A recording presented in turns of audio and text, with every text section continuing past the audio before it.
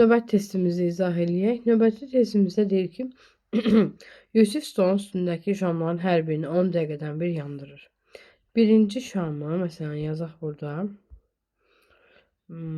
Belə yazaq. Birinci şamı 10 dəqiqədən bir yandırırsa, birinci şarı yandırır və 10 dəqiqə sonra ikinci şamı yandırırsa, ikinci şam yananda birincinin 10 dəqiqəsi getmiş olacaq.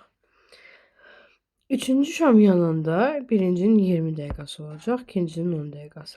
Dördüncü şam yanında birincinin 30 dəqiqəsi olacaq, ikincinin 20, üçüncünün 10. Beşinci şam yanında birincinin 40 dəqiqəsi tamam olacaq və birinci şam sönəcək. Aydındır mı? İkincinin 30, üçüncünün 20, dördüncünün 10 dəqiqəsi olacaq.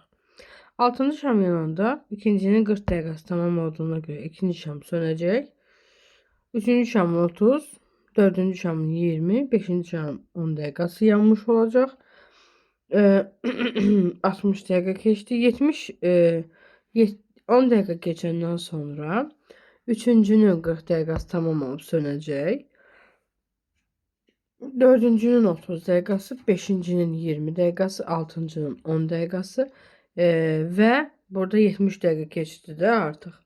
5 dəqiqə keçəndən sonra heç bir şamın 40 dəqiqəsi tamam olub. Baxın bacılarım, burada 35 olacaq. Amma 40 olmadığına görə 4-cü şam yanılı vəziyyətdə olacaq.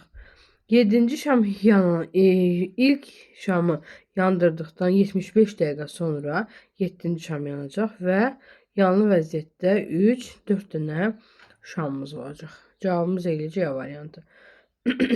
Bu şəkildə yazaraq hər 40 dəqiqədən bir-birini silərək cavabımızı rahat bir şəkildə tapmaq olur.